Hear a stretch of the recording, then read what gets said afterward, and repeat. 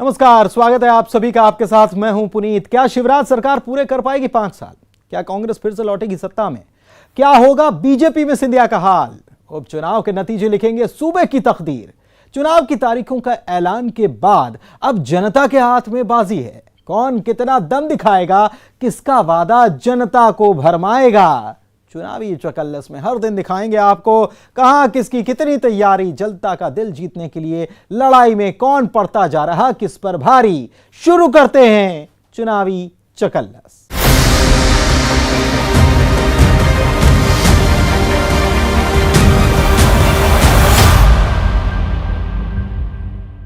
सुर्खी में उपचुनाव की तारीखों के ऐलान से पहले बीजेपी ने सौगातों का पिटारा खोल दिया था, लेकिन अब इसी सौगातों के पिटारे पर कांग्रेस पलटवार कर रही है। सुर्खी में सौगातों की बारिश पर कांग्रेस आरोपों की बौछार कर रही है। सुर्खी में दोनों सियासी पार्टियां विकास के दावे और वादे कर रही हैं। आखिर सुर्खी का वोटर किसे बनाएगा अपना सिरमौर? सुर्खी की बागडोर किसके हाथ में दी जाएगी? देखिए रिपोर्ट। विजय पटेल जी के नेतृत्व में कृपया आ जाएं और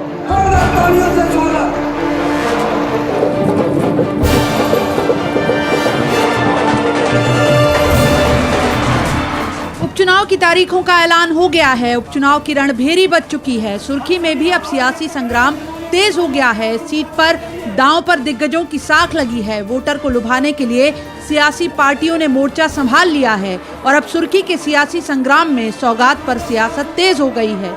उपचुनाव की तारीखों के ऐलान से पहले सुर्खी में सौगातों की बारिश हुई। मंत्री गोविंद सिंह राजपूत बार बार ये कहते नहीं थक रहे थे कि तत्कालीन कमलनाथ सरकार में विकास का पहिया सुर्खी में थम गया था, लेकिन पिछले 5 महीने में विकास को सुर्खी में रफ्तार मिली है। सुनिए ये दावा। कांग्रेस में रहने के बाद मैं आज भारतीय जनता पार्टी में शामिल हुआ हूं और 4 महीनों में मैंने महसूस किया कि भारतीय जनता पार्टी में आने के बाद जो विकास का पहिया इस सुर्खी विधानसभा क्षेत्र में बढ़ा, जो कमलनाथ जी की सरकार में 15 महीनों में रुक गया था। सुर्खी वालों से कह दो कि अब शिवराज सिंह जी ने कहा है कि गोविंद अब पन्ने वाला नहीं है, कमल के फूल वाला गोविंद सिंह बन गया। आचार संहिता लगने से पहले सुर्खी में सौगातों की बारिश की गई। भूमि पूजन, लोकार्पण, परियोजनाओं का शुभारंभ किया गया। मंत्री गोविंद सिंह राजपूत का दावा कि सुर्खी में करोड़ों की परियोजनाओं की सौगात दी गई, जिसमें जनपद भवन, महाविद्यालय और जल्द से जल्द सुर्खी जैसी नगर को नगर पंचायत बनाने का वादा भी किया गया। गौरतलब है कि सुर्खी में पानी का मुद्दा सबसे अहम मुद्दों में शुमार है। सबसे पहले मैंने मुख्यमंत्री जी से कहा कि हमारे इस पूरे विधानसभा में पानी का बहुत संकट है। चाहे जैसी नगर हो, चाहे बिलेरा हो, चाहे सुर्खी हो, चाहे सियोरा हो, चारों 5 जगह पानी के लिए गर्मियों में कुप्पा लेके आदमी ढूंढते थे, यहाँ तक कि बरसात में ही पानी बिकता था। कहने का मतलब है कि पूरी विधानसभा में आने वाले 3 साल में एक भी गांव नहीं रहेगा जहां नल जल योजना ना हो, पानी की टंकी ना हो और घर घर में टोटी से पानी ना जाए। सौगातों की इन्हीं बारिश पर अब कांग्रेस पलटवार कर रही है। विकास कार्यों की सौगात को लेकर कांग्रेस प्रत्याशी पारुल साहू का कहना है कि जिस तरह से जिन परियोजनाओं का फिर से उद्घाटन हुआ है या मांग की गई है, उनमें से कई योजनाएं पहले से स्वीकृत हो चुकी हैं। कांग्रेस का आरोप है कि बीजेपी जनता को गुमराह कर रही है। जिस तरह से जिन परियोजना का फिर से उद्घाटन हुआ है या मांग की गई है, जिसका पहले ही आप सबको पता है कि ट्विटर पोर्टल में शिवराज जी के पहले से डला हुआ है और उनमें से अधिकांश काम स्वीकृत पहले से ही हैं, तो अब आप समझ सकते हैं जनता के साथ बार बार जनता को धोखा देने की किसी एक व्यक्ति की आदत बन चुकी है। विकास के मुद्दे की अनदेखी को ही दल बदल करने वाले पूर्व विधायकों ने मुद्दा बनाया था। सुर्खी में भी इस मुद्दे को बीजेपी अपना हथियार बना रही है। सुर्खी में तो सियासी पारा तब चढ़ गया था जब बीजेपी की पारुल साहू ने कांग्रेस का दामन थाम लिया। तब भी उन्होंने यही कहा था, जनता की आवाज को बुलंद करने के लिए वो कांग्रेस में शामिल हुई हैं। सुर्खी विधानसभा क्षेत्र की जनता चाहती है कि मैं उनकी आवाज बनूं और इस बार जो डर और अहंकार की राजनीति चल रही है, उसको खत्म करने के लिए मैं उनकी लड़ाई लड़ूं। हालांकि पारुल साहू तारीखों के ऐलान से पहले ही प्रचार में जुट गई थी। वादों और दावों की फहरिस्त लेकर विकास के मुद्दे को वो जनता के दरबार में लेकर गईं। सुर्खी विधानसभा क्षेत्र में एक ही मकसद रहा है मेरा कि ज़्यादा से ज़्यादा विकास काम हो। जो आम जनता की समस्या है उसको हल करने का मेरा हमेशा प्रयास रहा है। इस बार भी अगर मैं मैदान में उतरी हूँ तो केवल एक ही लक्ष्य है कि जनता की सेवा करूँगी और ज़्यादा से ज़्यादा विकास के कार्य करूँगी। सुर्खी सीट से पारुल साहू के नाम पर कांग्रेस ने मोहर लगा दी है। ऐसे में अब सवाल है कि आखिर सुर्खी का वोटर किस पार्टी के विकास के दावों और वादों पर मोहर लगाएगा। सौगातों की सियासत पर जनता किसे बनाएगी सुर्खी का सिरमौर, ये तो नतीजे ही बताएंगे। सागर से रचित दुबे के साथ bureau report, news 18 Madhya Pradesh Chhattisgarh. उपचुनाव के अखाड़े में पूर्व सीएम कमलनाथ उतर गए। विरोधियों को पटखनी देने के लिए एमपी में होने वाले उपचुनाव में कांग्रेस की बागडोर पूरी तरह से कमलनाथ ने अपने हाथ में ले रखी है। कमलनाथ खुद दौरे और सभाओं में जुटे हैं। रायसेन पहुंचे कमलनाथ ने सरकार पर ताबड़तोड़ हमले बोले। आखिर कांग्रेस की हर कोशिश सत्ता में लौटने की है, सो सरकार पर सवाल भी उठा रहे हैं कमलनाथ। लेकिन बीजेपी भी उसी अंदाज में लहजे में कांग्रेस और कमलनाथ पर तगड़े पलटवार कर रही है। देखिए जरा।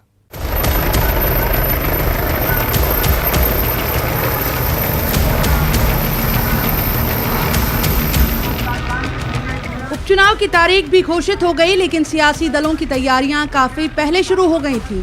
शिवराज हो या कमलनाथ, पार्टी के पक्ष में माहौल बनाने की भरपूर कोशिश में जुटे हैं। इसी कड़ी में एमपी के पूर्व मुख्यमंत्री कमलनाथ रायसेन जिले की सांची विधानसभा में कांग्रेस के पक्ष में सभा करने पहुंचे थे। स्वाभाविक है, निशाने पर शिवराज सरकार थी। बहरहाल सरकार पर तो कमलनाथ ने हमला बोला ही। अपनी 15 महीनों की उपलब्धियां गिनाते हुए शिवराज सरकार पर 15 साल का हिसाब नहीं देने का आरोप भी लगा दिया। किसान कर्ज माफी, कृषि बिल से लेकर अपनी सरकार में ओबीसी को 27% आरक्षण तक का मसला छेड़ गए। कमलनाथ तो रायसेन वालों को यहां तक भरोसा दे गए कि जो अधिकार उनके ऊपर छिंदवाड़ा वासियों का है, वही अधिकार रायसेन वालों का भी होगा। साढ़े 11 महीने में कांग्रेस की सरकार ने परिचय दिया अपनी नियत और नीति का। हमने एक शुरुआत करी थी, कैसा प्रदेश हमें सौंपा दिया था, ऐसा प्रदेश जहां किसानों की आत्महत्या में मध्य प्रदेश नंबर 1, ऐसा प्रदेश जहां बेरोजगारी में मध्य प्रदेश नंबर 1, ऐसा प्रदेश हमें सौंपा जहां भ्रष्टाचार में नंबर 1, ऐसा प्रदेश जहां महिलाओं पर अत्याचार पर नंबर 1, ऐसा प्रदेश हमें सौंपा गया। हमने प्रयास किया कि नई क्रांति लाए, हमने कहा था हम कर्जा माफ करेंगे। हमने शुरुआत करी, ईमानदारी से शुरुआत करी। पहले किस्त में 21 लाख किसानों का कर्जा माफ हुआ। 1 जून से हमारा तीसरा किस्त शुरू होने वाला था। जो बचे हुए किसान थे उनका कर्जा माफ हुआ। और मैं किसानों को कहना चाहता हूँ, कांग्रेस की सरकार आने दो, जिन किसानों का कर्जा माफ नहीं हुआ उनका कर्जा माफ होगा। हालांकि इसी अंदाज में बीजेपी भी पिछली सरकार पर हमले बोलती रही है, लेकिन कमलनाथ के रायसेन में पार्टी और शिवराज पर किए हमले का बीजेपी भी जवाब देने में पीछे नहीं। वो भी ईंट का जवाब पत्थर वाले अंदाज में। हम तो पहले भी कह चुके हैं कि कांग्रेस हमेशा भ्रम फैलाने का काम करती है। जब से देश आज़ाद हुआ, जब से सत्ता में रहे, हमेशा भ्रम फैलाया है। उपचुनाव की तारीखों के ऐलान के साथ ही कांग्रेस बीजेपी की ओर से अब ऐसे तीखे जुबानी हमलों की बौछार हो तो ताज्जुब नहीं होना चाहिए। आखिर कांग्रेस अपने हाथ से गवाई सत्ता वापस पाने एड़ी चोटी का जोर लगा रही है, तो बीजेपी वापस हाथ में आई सत्ता को किसी भी सूरत में बरकरार रखने की हर मुमकिन कोशिश करेगी। ऐसे में एक दूसरे से हिसाब भी मांगा जाएगा, गड़े मुर्दे भी उखाड़े जाएंगे। रायसेन से देवराज दुबे और भोपाल से शरद श्रीवास्तव के साथ bureau report, news 18 Madhya Pradesh Chhattisgarh. चुनावी चकल्लस में सियासत के कई दांव देखे जाने बाकी हैं, थोड़ा सा इंतजार करिए। आज मिशन 28 में सियासी पार्टियां क्या माहौल बनाने में जुट गई हैं। इस चुनाव में उन सिपाहियों के मनोबल को मजबूत करने के लिए और कार्यकर्ताओं को संदेश देने के लिए कि पार्टी में सब एक हैं, न कोई टूट न कोई फूट। शिवराज सिंधिया बीजेपी की कमान संभाले हैं, तो इधर कार्यकर्ताओं में जोश भरने खुद कमलनाथ ने थामी प्रचार की कमान कि ये उपचुनाव नहीं आसान, बस इतना समझ लीजिए।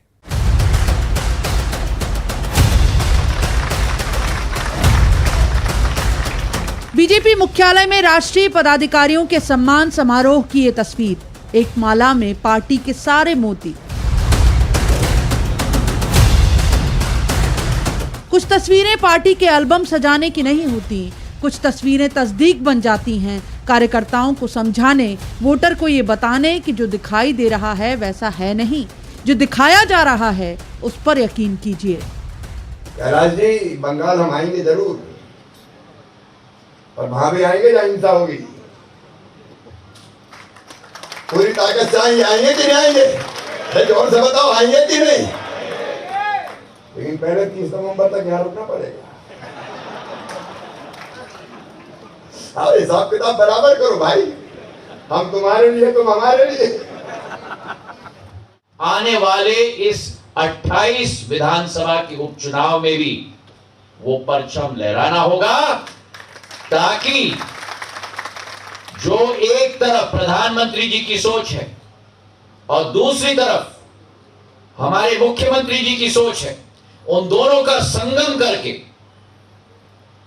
एक एक नागरिक का जो भला, विकास और प्रगति, यही भारतीय जनता पार्टी के एक एक कार्यकर्ता की दिल की भावना है, वो जनता तक पहुंचाकर इस परचम को लहराकर इस प्रदेश में प्रगति और विकास का मार्ग हम प्रशस्त करें। तो बीजेपी में सम्मान से सामंजस्य बिठाने की ये कड़ी केवल पार्टी के कर्णधारों तक ही नहीं रही। ज्योतिरादित्य सिंधिया के सम्मान में ये बड़ा बदलाव भी हुआ कि बीजेपी मुख्यालय में दिवंगत कांग्रेस नेता माधवराव सिंधिया की पुण्यतिथि मनाई गई। हालांकि सियासत इस पर भी हुई, ज्योतिरादित्य तो बीजेपी के हो गए, माधवराव पर दोनों पार्टियों ने अपने अपने अंदाज में हक जताया। मुझे जो जानकारी मिली है कि भारतीय जनता पार्टी के मध्य प्रदेश के भोपाल स्थित दफ्तर में स्वर्गीय माधवराव जी की पुण्यतिथि मनाई गई, लेकिन जो प्रमुख कमरा है वहाँ स्थान नहीं दे के एक छोटे से कमरे में एक छोटा सा चित्र लगा के, मेरा ये कहना है कि माधवराव सिंधिया एक शख्सियत इस मध्य प्रदेश और भारत की राजनीति में रहा है। मना रहे हो तो बिल्कुल मन से, पवित्र मन से मनाओ, नहीं मना रहे हो पुण्यतिथि तो काय को ढूंढ धतूरा करते हो, ज्योतिरादित्य सिंधिया को समझ लेना चाहिए। इधर कांग्रेस मैदानी तैयारी में 2018 के विधानसभा चुनाव के पहले जिस मंदसौर में कांग्रेस ने गेम चेंजर कर्ज माफी का दांव खेला था, कमलनाथ उसी मंदसौर की सुवासरा सीट पर कार्यकर्ताओं में जोश भरने पहुंचे और किसानों के मजबूत वोट बैंक वाली इस सीट पर अन्नदाता को ये बताने कि कर्ज माफी तो हुई है। आएगी कांग्रेस की सरकार फिर से, दिवाली हम साथ साथ मनाएंगे। किसानों का 2 लाख रुपए तक का कर्जा हम माफ करेंगे।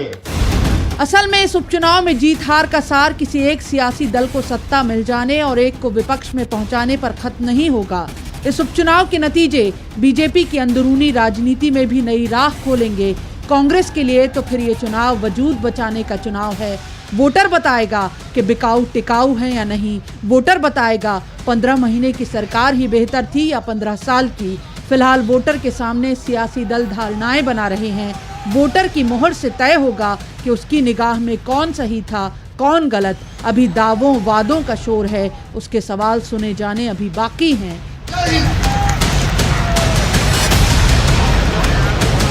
भोपाल में शरद श्रीवास्तव, अनुराग श्रीवास्तव और मंदसौर में नरेंद्र धनोतिया के साथ bureau report, news 18 Madhya Pradesh Chhattisgarh. उपचुनाव में क्या सियासी पार्टियां ये कह रही हैं? विरोधियों से नहीं, बागियों से डर लगता है। उपचुनाव में दल बदल का खेल चरम पर जा पहुंचा है। दल बदल के खेल से सियासी पार्टियां दहल गई हैं। क्या बागियों से सियासी पार्टियों को है चुनौती? क्या बागियों की बगावत उपचुनाव में पार्टियों के लिए है सबसे बड़ा खतरा? भांडेर में टिकट के ऐलान के साथ कांग्रेस के घर में घमासान की तस्वीर आई तो बीजेपी के घर में भी रोठों की कमी नहीं।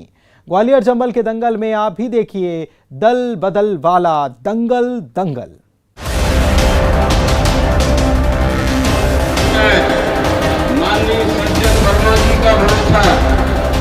कांग्रेस हो या बीजेपी, भांडेर में चुनावी तैयारियां दोनों की जोरों पर हैं। कांग्रेस ने फूल सिंह बरैया को मैदान में उतार दिया है तो बीजेपी से रक्षा सरोनिया का नाम लगभग तय है। दोनों दलों के सामने चुनौती असंतुष्टों को मनाने की है। ज्योतिरादित्य सिंधिया के साथ बीजेपी में आए अशोक दांगी की कांग्रेस में वापसी हो गई। ऐसे ही कुछ और स्थानीय कांग्रेसी पार्टी की होने वाली महत्वपूर्ण बैठकों में तक नहीं पहुंच रहे। यहां तक कि अब वो जुबान से भी बागी हो गए हैं। हमारे कार्यवाहक अध्यक्ष अशोक गांधी भाजपा को छोड़कर के कांग्रेस में पुनः आए हैं, उनका स्वागत है। जहां तक हमारे कांग्रेसियों का उठने का सवाल है तो हमारी पार्टी बड़ी पार्टी है, पुरानी पार्टी है। घर बड़ा होता है तो परिवार के सदस्य थोड़ा बहुत चलता रहता है, हम उनको मना लेंगे। सिंधिया के साथ विधायकी से इस्तीफा देने वाले नेता तो बीजेपी में आए ही, बल्कि बड़ी संख्या में कांग्रेस संगठन से जुड़े नेता और कार्यकर्ताओं ने भी बीजेपी का दामन थामा था। अब इनमें से कुछ की वापसी भी हो रही है। ऐसे में सवाल तो उठेंगे ही, क्या कांग्रेस से बीजेपी में आए नेताओं को तवज्जो नहीं मिली या फिर बीजेपी उन्हें संभाल ही नहीं पाई? हालांकि इसके उलट बीजेपी का नेताओं की कांग्रेस में वापसी पर अपना ही तर्क है। वो कहते हैं सिंधिया के साथ आए थे, अब अगर वापस जा रहे हैं तो इससे बीजेपी की सेहत पर कोई फर्क नहीं पड़ने वाला। जनता पार्टी में शामिल थोड़ी हुए थे, सिंधिया के व्यक्तिगत वजह से आए थे, उनकी नई पार्टी सिंधिया से वो वापस चले गए। उसमें भारतीय जनता पार्टी को क्या फर्क पड़ता है? ऐसे असुविधा की जाने कितने आए चले जाएंगे। हमने तो किसी हमारी पार्टी के किसी नेता ने तो उनको शरण दी नहीं थी। वैसे बात इतनी भर नहीं है। बीजेपी में जहां रूठों की कमी नहीं, तो कांग्रेस से नाता तोड़ पूर्व मंत्री महेंद्र सिंह बौद्ध तो बहुजन समाज पार्टी में शामिल हो चुके हैं। दरअसल वो भी कांग्रेस के टिकट पर भांडेर से उपचुनाव लड़ना चाहते थे, लेकिन कांग्रेस ने यहां से फूल सिंह बरैया को मैदान में उतार दिया।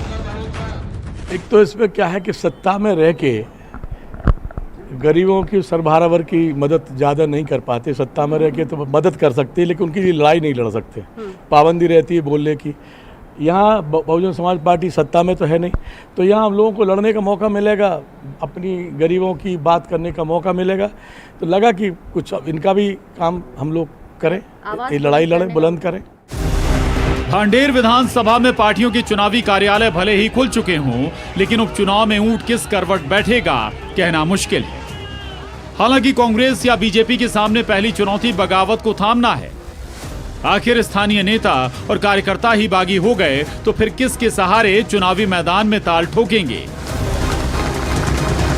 अशोक शर्मा, दतिया, न्यूज़ 18, मध्य प्रदेश, छत्तीसगढ़। चुनावी चकल्लस में आज के लिए बस इतना ही। मुझे दीजिए इजाजत। नमस्कार।